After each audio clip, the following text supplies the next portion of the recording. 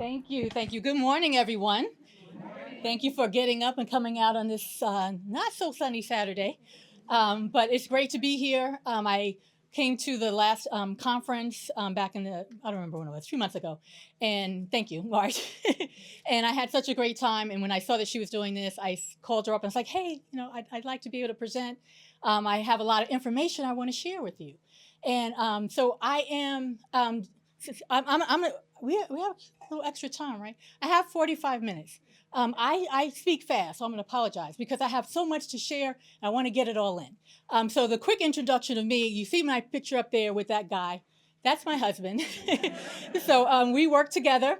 And we started out, well, we got married and everything, but we started our own practice together about 13 years ago doing divorce and matrimonial law. And then we moved into estate planning because during the pandemic, after all that stuff kind of happened, and we learned more about it. And I enjoy it so much better than working with people going through divorce, right? You might think, but you're talking about death, like, right? But I enjoy that so much more because what we do really is we help people find peace, right? And peace of mind. And because when you have a plan, you can relax knowing that things are in place and you don't have to worry. People don't have to fight over what they think you wanted and what you actually want. So, I have a little secret for you, a little news flash. It's not really a secret, it's more like a Captain Obvious moment. We're all going to die. It's going to happen. And so it's just like when you have a final exam, you're in class, you're going to get a final exam. And so don't you feel better when you prepare a little by little for that exam as opposed to waiting for the night before to try to cram it all in, right? And you do better, you feel better, you're not as anxious. Well, putting off your planning for that eventuality that you know is going to happen, it just causes more consternation. And what it causes is fighting within your family. And you don't want to do that because everybody thinks they know what you want or what should happen, but they don't really know unless you put it out in a plan. Now I don't have a clicker, so I gotta come over here and do this. So my goals for you today is to share some useful information, encourage you to make a plan, save money and worry for you and your family, and give you peace of mind. All right, so with that, I'm gonna make you 3 promises. 1, the time is gonna go by quickly. 2, you're gonna learn a lot. And 3, we're gonna try to have a little fun. Yes, talking about death. Yes. Okay. So we like to say we promote peace for the family through estate planning, right? And by peace, that's an acronym, P for protection, right? Protecting your assets, all that generational wealth you're trying to build, we help you protect it so you don't lose it when you go. E for education, doing things like this, educating the public. A for assistance, helping you create that plan and also talking about ways to help your family navigate through it as well. C is for care, talking really about long-term care. People are living a lot longer these days, and the baby boomers are over 70. So a lot more people are moving into spaces where they need long-term care, and you want to be prepared for that. It's very expensive. And then finally, E for empowerment. We're here today to empower you with tools and strategies for how to get your plan together. All right, this is my gang. These are my 4 boys. One of them I did not birth. So they are actually a lot older now. This is an older picture. That little one is taller than me, and he's off in college. But I like that picture. I try to keep him young. So that's who I do it for. And, you have your own family members who, hopefully you like them and you do things for them too. All right. And so definition of estate planning, essentially. Control my property, right, while I'm still here, alive and well, because there's sort of 3 aspects. Control your property while you're here. Plan for yourself and your loved ones if you become disabled or incapacitated. A lot of people forget about that part. There's that time when you're older, you need some help. You need to have a plan in place. And then distribution of your assets to the people you love without unnecessary delay and cost after you die. So basically, leave what you have to who you want, when you want to, and how you want to. All right, so I'm going to give you 5 commandments. Be like Janet Jackson, right? Never give anything, let me say that again. Never give anything to anyone you love or care about. Yeah, that's what I said. Yeah. Never give it to them. If you love them, don't. 3, own as little as possible. 4, you must integrate to protect. And 5, don't ever put your kid's name on the deed to your house. How many of you already did that? Okay, don't do that.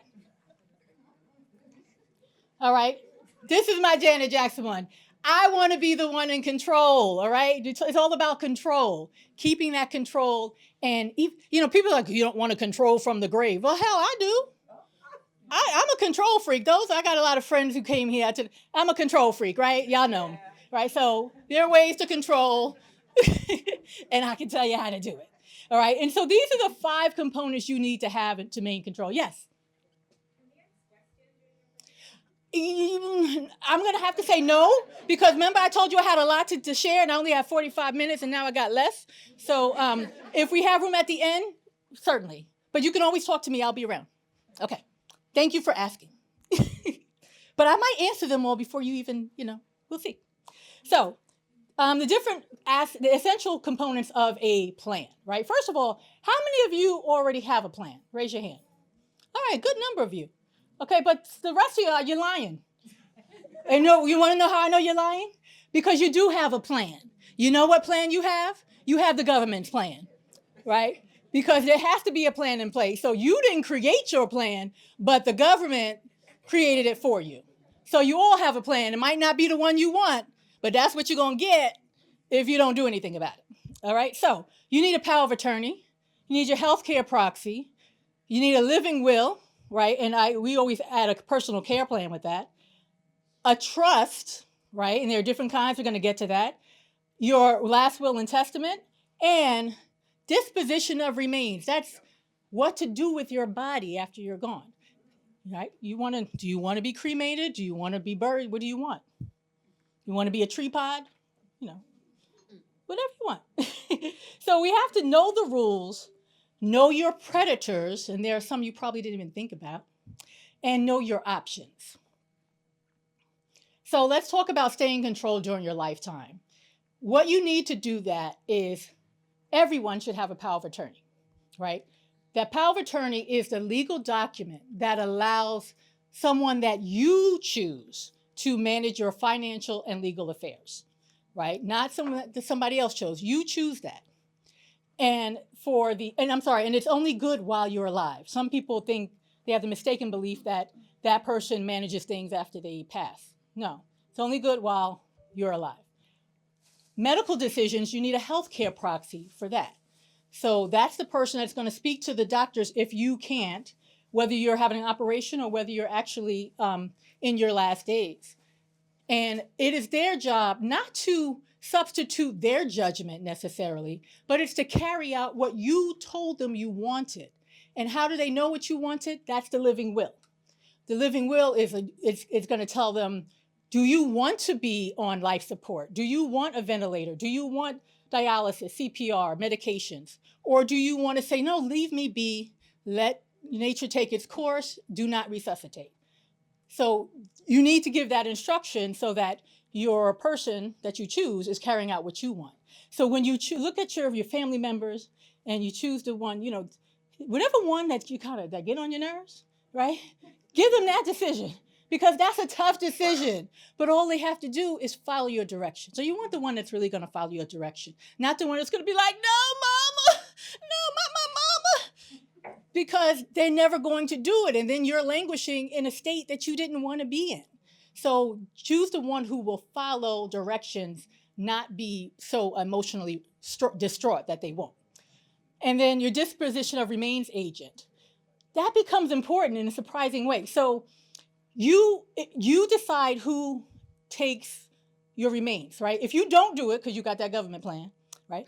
Then it goes by statute of your next of kin. And people, sometimes they're confused as to who's next of kin, like, because you have that spouse. I used to do divorce. I said that, right? So we have people who do that ghetto divorce where they just move out, but they don't ever do it legally, right? And so now that person that you can't stand, you ain't seen each other in 20 years, that spouse is your next of kin, and they're going to decide what to do with your body when you're gone because you didn't do a plan. And who knows what they might do with you, right? Or you may have different religious beliefs from what your family had, and you want a certain thing, but the family's like, no, we ain't doing that, right? So you want to have your instructions followed. Now, what if you don't do any of this, right? You're like, oh, I'm good with this plan, with the government plan. You know what happens? When something happens to you, your family member or loved one has to go through a guardianship proceeding. Guardianship sucks, right? So you have to go to court, your loved one has to go to court, and then you get there and the judge appoints another attorney to represent the incapacitated person. So now you're paying for two attorneys, right? It's bad enough paying for one, right? Now you're paying for two. And then you go to court, you have a full-blown trial, you have doctors come in to say, yeah, they out of it, right? And then the judge says, okay, we're going to appoint number 12 on the list to be your guardian. Wait, what? Not the family member who filed the petition? It can happen. It doesn't have to be the one who filed the petition. Y'all heard of somebody named Wendy Williams? Okay, her family had nothing to do with that. You know who filed that petition for her? Her banker. Now, whoever thought the bank is going to work? Well, I mean, we know because she was worth a lot of money and they were protecting their investment. But no one ever believed that her banker would be the one getting a guardian to act for her. And look at, you've seen what played out with all of that. So don't let that happen to you. Now, what about when you pass away? Now, a lot of people believe that, if you have a will, do you just, you distribute all the assets? How many know you have to go to court if you have a will? Okay, not that many hands. You have to go to court even if you have a will. The person you named as your executor, that's the one who is going to handle the distribution. They have to take the will down to the courthouse with an inventory of assets and everything. And they have to wait to be approved to act as your executor. And you know how long that takes in New York? About 4 to 12 months, because the courts are still so backed up from COVID that everything is taking that long. And then guess what? All that time, the executor can't do anything. It's all tied up. Now, what if you have a house? What if there's a mortgage that needs to be paid? Property taxes that need to be paid? And you don't have access to any of those funds to maintain it. So guess what? Now that property is going into foreclosure. And you know what the judges say about that? Because you think, we'll get an emergency order to the court and say, they're going to lose the house. You got to let us do this.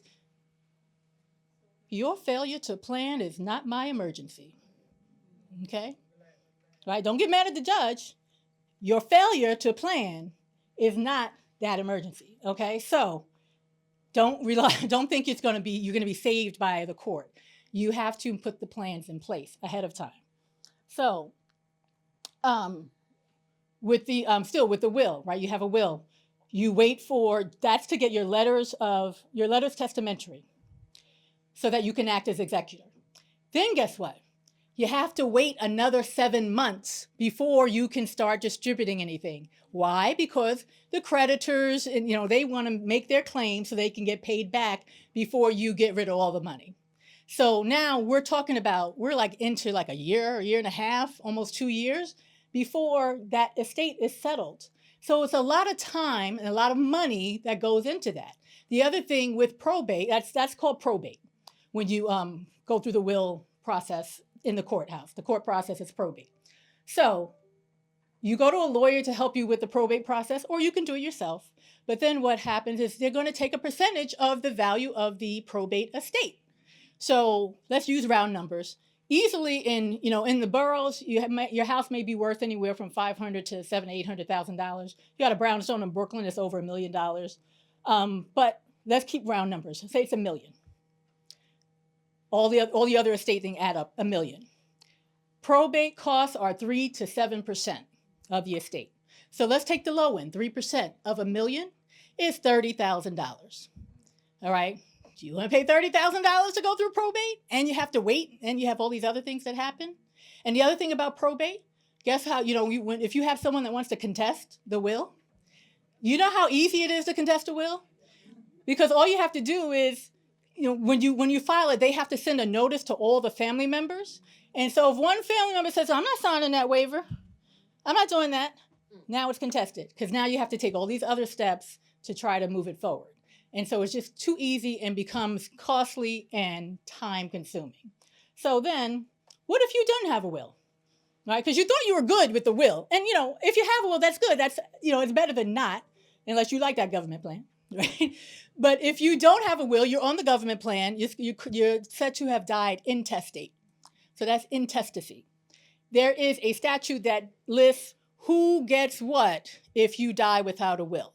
You have no control over who that is. You may end up leaving things to a family member that one you maybe didn't even know existed in the line of succession, or maybe you didn't particularly care for, or maybe there's somebody that just really didn't even need it, right? And so it's just someone that you didn't want to get your assets. But you chose that if you don't do anything. And that requires estate administration, which is the same thing as the probate process, basically the same time frames and all of that, and similar costs. And the other thing about probate, it is public. So anybody can go online right now to the Surrogates Courthouse website and look up, a decedent's name, and you'll see if they had a will. You can read the will, see who they left everything to, see the inventory of assets to see what they had, and you'd be like, oh, girl, Loretta passed the other day. I looked up in there. She had, I thought she had more than that. Whatever it is, right? So you can go in there and see that, and you think nobody looks at it, but I'll tell you who looks at it. We got any real estate investors in here? Any real estate agents, right? Because that's opportunity, because they're looking to see who has property that might be coming on the market for sale. So it is, a place that people are going to look. Uh-oh, I lost the feed here. Then I already talked about cost, and I talked about delay. Now, if I can remember what I had next on the slide. I'll keep talking. Let me get my printout. Thank you. Yeah, I did that. I'm on to the next slide. And let's see. Oh, there you are. Thank you. Okay. All right. Can you push it? Yeah. Thank you. All right, so now, we want to talk about these predators, right? See that tiger ready to eat you up. So I already talked about the government. You see I don't really love the government that much. How many are concerned about taxes? How many want to make sure they're not paying taxes? Nobody? No? Okay. Well, I got good news and bad news for you. Okay. Estate taxes in New York, they come into effect if you have over $7 million. Federal estate taxes come into effect if you have over $14 million. Right now, you can see on the slide, federal estate tax 40%. State estate tax is up to 16%. So if you've got $15 million, you'd be paying 56% of that in estate taxes. But here's the good news. Most of us in here don't have to worry about paying estate taxes. But the bad news is you don't have $7 million, so you don't have to worry about paying those estate taxes. But if you do, or if you're close, there are things that can be done to minimize those estate taxes. But a lot of people get caught up in worrying about the tax. But you don't even have to worry about that, because most of us, 90% of America is nowhere near that, right? So you don't have to worry about it. And in this, fabulous, big, beautiful bill, you don't have any more federal estate taxes. We'll see what happens with that. And then the other thing, the other predator, long-term care costs. As I talked about earlier, you're getting older. As everyone gets older, sometimes you get in a position where you're incapacitated and you need long-term care. So, who wants to pay for that? Right? I didn't see any hands ooh, me. Because long-term care in a facility in New York is about $15,000 to $18,000 per month. Right? Now, if I had that to pay, my house would be decked out. I wouldn't need a facility. I don't have a nice mansion or something. But most people don't have the money to pay that. And even if you say, well, I don't want to go into a facility, who does? You want to stay home. But when you factor in, if you need 24-hour care, the rates are between like $20 and $25 an hour. It works out to be $500 a day, and that works out to be, guess what? $15,000 a month. So depending on the level of care needed, you're talking about really large expenses. So what can you do to qualify for Medicaid? Well, you may have heard that, one, they take your home. You have to give your assets away. And it takes 60 months before you can be protected, right? And before you can qualify. Not entirely true. Those are misleading. We don't have time today to get into all of the Medicaid stuff, but I want to just at least share with you that using a strategy of having an irrevocable trust, and I'm going to get into what the different trusts are in a minute. Using that strategy helps you shield your assets from Medicaid. And remember, and this is Medicaid, not Medicare, right? Medicare ending RE for retired folks, healthcare for retired people. Medicaid is to aid in paying for healthcare. That's a way to tell the difference. So with Medicaid, to qualify, you want to be able to shield your assets, but you have to leave them in this trust for 5 years before they're protected completely. So you want to do that pre-planning in advance so that you have it set up so that you have it protected. So, and even that goes for even if you're going to be staying at home. That 5 years that I'm talking about is a look-back period in Medicaid. And what it means is when you go to apply, they ask you for all your bank statements, any titles to any real property for the last 5 years. And they look and see what transfers you may have made. So if you thought you were smart and you're like, oh, I'm just going to put my my home in my daughter's name and transfer it to her, they're like, that was cute. We're going to treat it as if you still have that property. And we're going to do our little calculation and assign you a penalty period for which you have to pay. And then when you get past the penalty period, then we'll kick in and pay for your Medicaid. So it's not going to work to try to do it on your own. You have to do it in the right vehicle, right? And so then with community Medicaid, though, that's a CDPAP program. You heard those like Freedom Care and that you hear it on the radio. Oh, you can get your loved one to care for you and they get paid, right? You heard those, right? So it's a great program, though. We call that community Medicaid. For community Medicaid, you don't actually have a look-back period. Oh, we're not again. So you don't actually have a look-back period. So, it's like 30 days because they ask you for your last month's worth of statements, and you are in a better position there to potentially qualify. But there are levels. You can't make more than $1,799 a month, right? And the average person on Social Security actually makes more than that. And you can't have assets of more than $32,000. So you're like, well, my house is going to be worth more than $32,000, but there are exemptions. So you can exempt the house, and then we're just looking at your investment accounts and those kinds of things. So I even went further into Medicaid now than I wanted to because there's a lot more. It gets a little complicated and more to discuss. So I'm just going to move on. And just so you know, long-term care costs is something that you can plan for and avoid. And even if you have a net worth of like, let's say $2 million, you structure it the right way, you can qualify to have your care paid for by Medicaid, right? Surprising. All right, so what are some of the other unanticipated predators that you didn't think about? Your main predator, your spouse, right? Since there's mostly women in here, your husband, right? Right, or for the guys, if you have a wife, there's her too, right? Why? Because they're the ones that's going to get your stuff. They're the first in line to get your assets if you die. So they're going to take your stuff, and then guess what? They're going to do anything they want with it, right? Because you didn't leave a plan to tell them what to do. And so what if they go off and get remarried, right? Now, he done bought this little chick up in here, right? And maybe she has children already, or maybe she had some of his. And what's she going to want? She's going to want all that money that you left for him to go to pay for her kids, right? Or to pay for her vacations and her, Louis Vuitton bags and stuff. So you want to make sure you put things in place that will safeguard what you built up to go to your kids, not to, kid set number 2. right? He can take his share and do that, but you want to make sure that your share goes to who you want it to go to. So you want to consider that. Other predator, here we go with that spouse again. What if they need long-term care? And so now all the money that was left is being spent on their care, right? You got to plan for that. Now the children, right? Children don't get off the hook. Your children, your beneficiaries.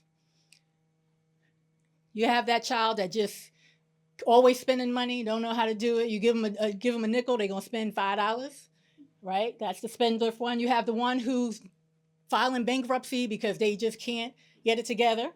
You have the one who may have addictions, right?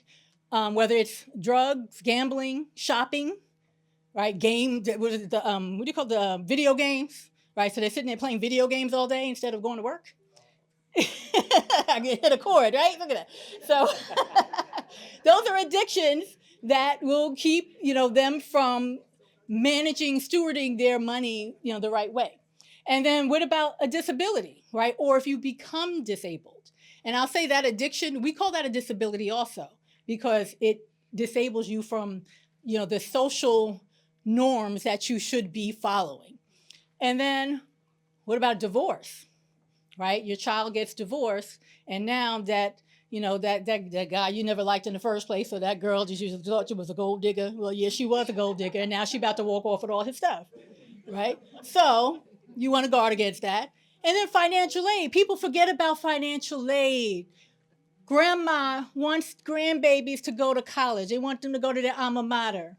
And so they leave money to the parents to pay for tuition. Guess what? You just canceled out their scholarships because now they're not in need anymore because you just gave them this money. You give it to them the right way, and they can get both the scholarship and what grandma left. All right. So now what about other lawsuits? Litigious society. Everybody's always like, oh, no, I'm suing, right? You got lawsuits that happen. You have people run up their credit cards. They got credit card companies coming after them, pay your bill. Accidents happen. You may get sued because you're driving in the car, you hit somebody. You have lawsuits. Their children may have lawsuits. Things just happen. So these are all predators. These are things that are coming after your stuff. And you got to put up that shield so that you can guard against that. All right, so that comes up to that second commandment. Never give anything to anyone you love or care about. Because if you just give it outright to them, all those things that I mentioned can happen and eat away at all your stuff.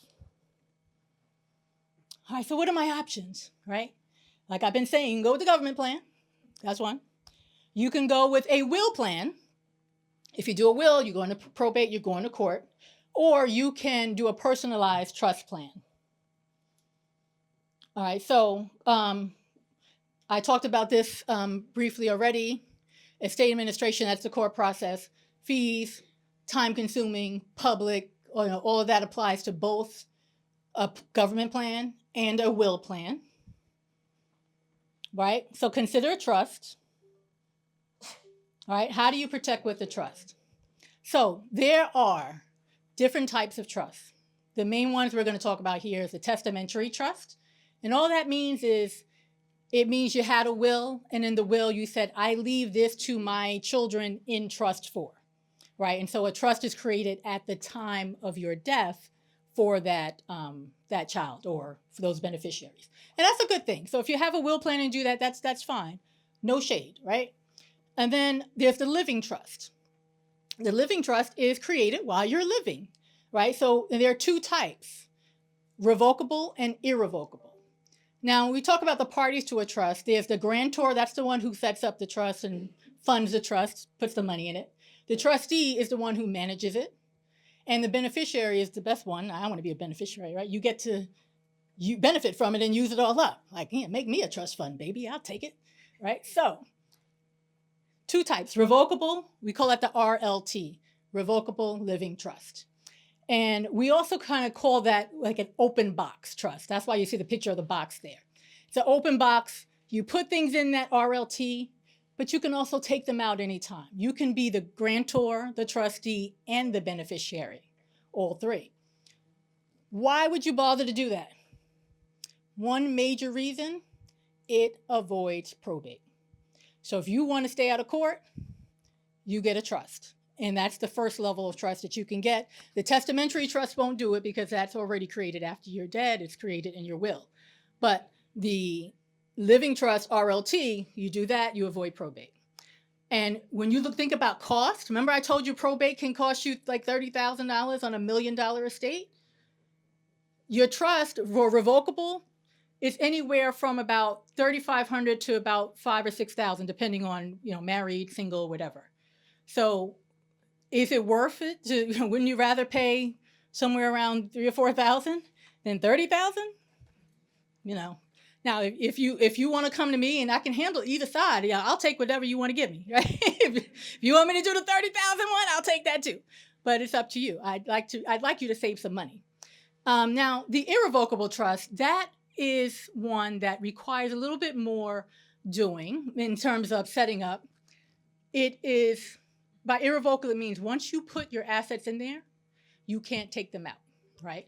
I like to say it's non-take-a-backable, right? You can't take it back. You cannot be the grantor, the trustee, and the beneficiary, right? You can be the grantor and the trustee, but somebody else has to be the beneficiary. So that's why you have like that cooler there, and it's got a spigot on there, and that's intentional. It's locked down in that trust, but if it's an asset that generates income or interest, you can take the income out for yourself. So that's why the little faucet is there. You can take out the income, you just can't take out the underlying asset. So if you have a property in there and it's a rental property, you can take the rental proceeds out, but you can't take out the property. You can take, if you have an investment account in there, you can take the gain on the stocks, but the stocks have to stay in there. And the question I always get is, well, if I put my house in there in an irrevocable trust, can I sell it? Yes, you can sell it. When you get the proceeds from that sale, you open an account in the name of the trust and the money stays in the trust. Can you buy another property with that money? Absolutely. So there's still flexibility in there. People think it's very rigid. It's not as rigid as it seems, right? But you get that asset protection. The last one, that's the one where you're worried about estate taxes. So that last one you see, that's a big safe, it's locked down, you can't get at it.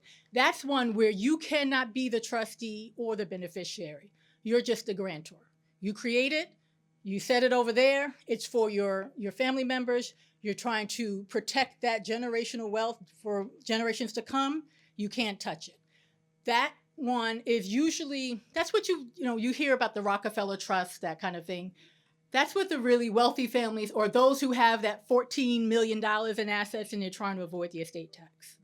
So it's not necessarily needed a lot. It's also if you want to create contribute to charities. So back to that middle one, the asset protection one. That's why we say own as little as possible. You put it in that trust because technically you don't own it. The trust owns it. And so you get asset protection with that. If creditors try to come at you, now you can't put your stuff in there and be like, oh, good, now I don't have to pay any of my credit card debt that I've run up for the last 10 years. It's any new debt, right? It's not in your name. So you're protected from creditors in that way. And you are, guess what, protected from Medicaid if you had it in there for 5 years. That's the trust you need to do your Medicaid planning, right? And then why are you worried about that? Because you don't want your home to end up being recouped by the state to pay for your care. That's that Medicaid recovery where they say, we're going to pay for you now because we exempt your home, right? Because we want you got to have somewhere to live, right? But when you pass away, we're going to add up all that money that we paid for on your behalf, and we're going to send your family a bill. And at $15,000 a month, that bill is going to be pretty hefty, depending on how long you live. And guess what ends up happening? The family has to sell the house because they don't have an asset large enough to satisfy that bill. So that's why they say they can take your house. That's what they really mean. But in New York, they do not do estate recovery after homes that are in a trust. So particularly when they're married people, the first one is going in, there's a lot more we can do to shelter things for the second, the surviving spouse. So that asset protection trust, that silver box, That's the like, whoa, like the cream de la creme kind of thing. So, third commandment, own as little as possible. Own as little as possible. Somebody's calling me. Sorry. Yes, thank you. All right, so this is the evolution of estate plan because we get asked a lot, well, what do I need to do when? When should I do this? And the answer is when you become an adult. When is that 18? And you're like, 18, I ain't got nothing. That's true, right? For the most part. But you need a power of attorney at it for your 18-year-old going off to college. Something happens, they don't talk to you because they are an adult at 18. I know they're knuckleheads. I got 3 of them, right? But they are adults, and so the hospital's not going to talk to you. The school's not going to talk to you. Even though you're paying the bill, they're not talking to you. But if you get the power of attorney, then you now have the authority to speak for them, and now they can speak to you on their behalf. So the 18-year-old, that college student, needs a power of attorney and the healthcare proxy. God forbid something happens, a car accident or whatever. So many things happening out there in this world. So you want to have at least those 2 documents. And then, they may not have any assets, so they may not need a will. But, some are very enterprising. Some of them have their own little, things going on. So they may need a simple will. That's fine. Right? So that first line in yellow, those are the bare minimums that everyone should have at every age starting at 18. Now, in that first box, ages 18 to 30, things are happening. You go into school, you start your new job, maybe you get married and you have a baby. So what happens then? You need to update that plan because now you do need a will. And in your will, you need to name your guardian for your children, right? And you need what? We got a whole lot of people over here offering life insurance, okay? And I got to give a shout out to my classmate from Dartmouth, Kim Malone, Primerica. But you need your life insurance because you need to ensure that that child is going to have something or your spouse has something when you're gone. So then you're in that bubble. You have those power of attorney, healthcare proxy, living will, simple will. Enhanced will is when you're doing a little more as far as what you're leaving, right? We don't have to get into that. You're naming your guardian, your life insurance. You're moving on. You're in the next stage, ages 30 to 50. Your family has grown a little bit, maybe. They're getting ready to go off to college themselves. You bought your first home, right? And your career is taking off. You're doing a lot of things there. Thank you. So that's when you want to start thinking about that revocable living trust. Because since you have a family to worry about, if you pass away and you do nothing, you're sending your family to court to go through the probate process. So if you want to avoid that for them, you do the trust so that they can get everything. And with the trust, it's immediate. The trustee just follows the directions and they, start writing checks or doing whatever it is you left in there. They don't have to go to court. There's no waiting period, nothing, none of that. So that's when you want to start looking at the revocable living trust. Then as you grow older, your age is 50 to 70. The sandwich generation, that's why we have that sandwich in there, right? You have parents who are, in their later years that may be looking at some Medicaid planning for them. And then you have the younger kids that you're like, okay, I'm trying to get them off to school and do those things. So that's where you're still looking at maybe the revocable living trust. And you start looking at some of the asset protection trusts, right? Then certainly when you get to age 70, that's when you want to start doing the Medicaid pre-planning, right? Because that's when you can protect the most. So that's where you're in that green irrevocable trust and you are shoring up protection, making sure you're able to pass on all that wealth you built up over those years so it can go to your kids. Only the stuff you leave. Don't spend your money on yourself. Don't leave everything to the kids. Like, you got to have some fun, right? So, but some other considerations down on the bottom for that irrevocable trust. If you are a business owner, you want to think about shielding your business assets from your personal assets, right? And if you are a professional that is subject to any kind of liability, like a lot of our doctors that may be in practice, they're subject to potential lawsuits. Our real estate investors, you have different properties where somebody can fall, whatever, and then they want to sue you. So you want to use the trust to shelter your personal assets, not in your name, own as little as possible in your name, so that if you were to be sued because of those business endeavors, your personal goods are protected. So that's why you want to consider it those if you fall into any of those categories. So that's the sort of when to start thinking about what you need. And then long-term, oh, I forgot to put this in here. So this is the Medicaid. I'm going to skip over that because we don't have a lot of time. But I kind of talked about this already. The key here is that asset protection trust for Medicaid planning. All right, so now you've decided to do that trust. You set it up. You know, it's like you have that wagon when you were a little kid, the little red wagon, and you go around, you have your toys in there, and you're like, yay. So, but when the wagon was empty, that's no good. It's just an empty wagon. That's no fun. So a trust is like that. A lot of people that come, I've heard this from so many people that come to my office. Oh, yeah, I set up a trust a few years ago. Did you put anything in it? Oh, no. Yeah, we never did that. Right? So that's why I say integration is protection. You have to integrate. Integrate means funding. Putting the home in the trust, putting the investment accounts in the trust, putting your stocks in the trust. Retirement assets, by the way, cannot go into the trust, but you name the trust as the beneficiary of the retirement asset, okay? So then all your trust rules will apply when that gets paid out. And it's all set up for the different rules with required minimum distributions and the 10-year payouts and so what have you. So then you may say, well, okay, that's all good, but can't I just put a joint account, put my my child's name on the account? Can I just make a beneficiary designation?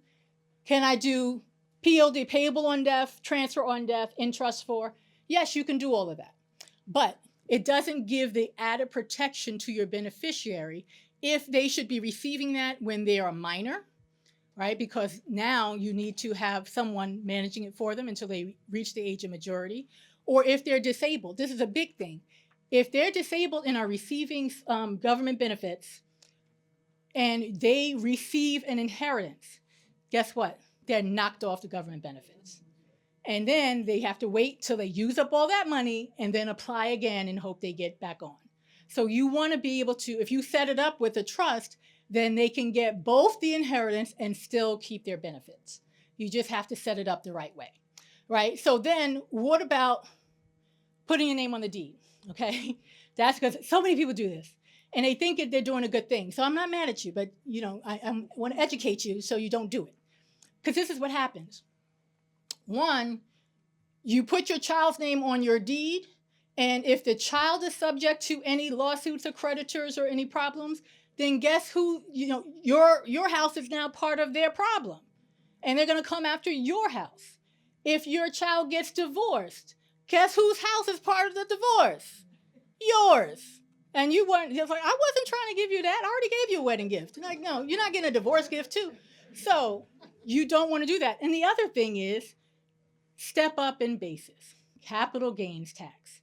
When you have a property down here, you say you buy it's $200,000. It now is worth $1 million.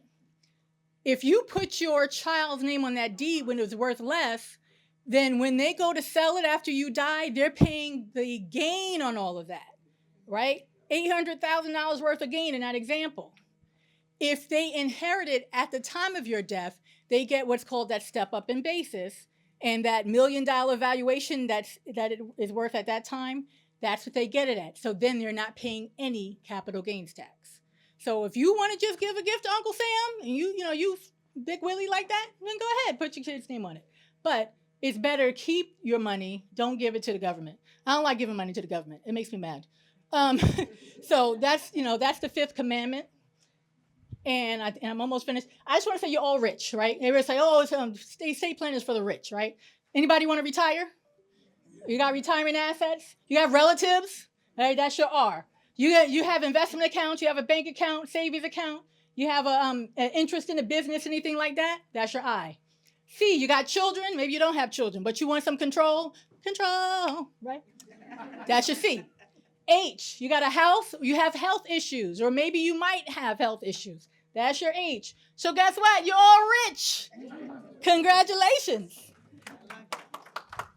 All right, and remember those 5 commandments. Be like Janet, control, never give anything to anyone you love put it in trust for them, give them protection, own as little as possible, take it out of your name so you can protect it. You must integrate to protect. Don't forget to fund that trust. And don't put your kid's name on the deed to your house. So I made you 3 promises. Did the time go by quickly? Yes. All right, did you learn a lot? Yes. Did we have a little fun? Yes. All right, thank you. So I would like you to, I forgot to ask you to give me the promise in return, but I'm going to ask you now. Please complete the evaluation. If you just scan it, scan that QR code, that's fine, thank you. Then there's a short evaluation, if you please complete that. And also on your tables, if you don't want to do the scan thing, you can just write your name on that sheet on the table. And if you check the box, we can send you our newsletter. And we also have some handouts that I did not print out, but I can send to you by email if you just check that box on the paper that is on your table. So that is it. Am I within time? I did it. Yes.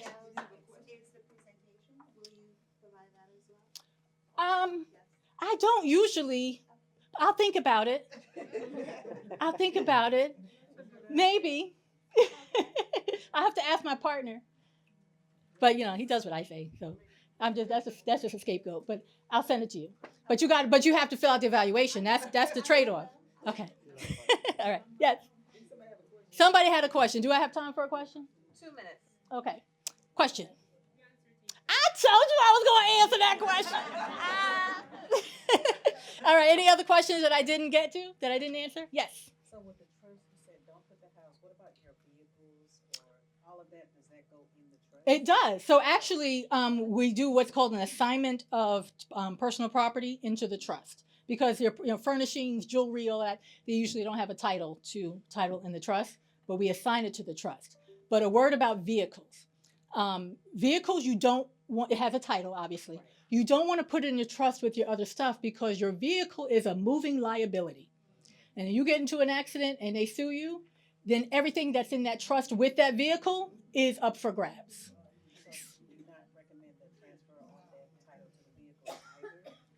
No, you can do that for the vehicle. You can. But then if you're talking about a vehicle, like some people have these, historical, very high-end vehicles, that you can put in its own trust by itself, right? Just so that, you don't want to open yourself up to liability.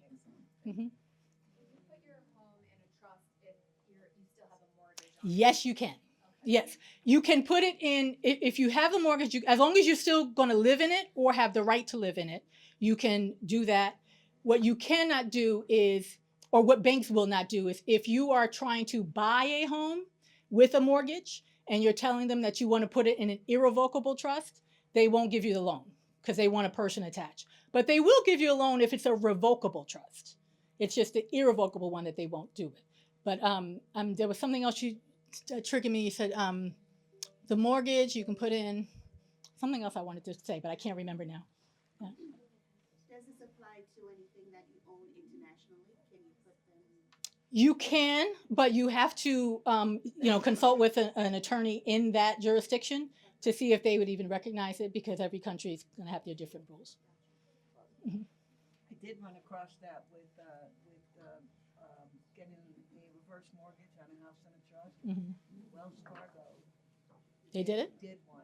Oh. They did it as a line of credit, which was awesome. Oh, okay. I don't know if it's still available, but I don't know. I can tell you the worst is Chase. Yep. I hate Chase. Chase is the most problematic of all of them. Don't record that, because I still bank with them.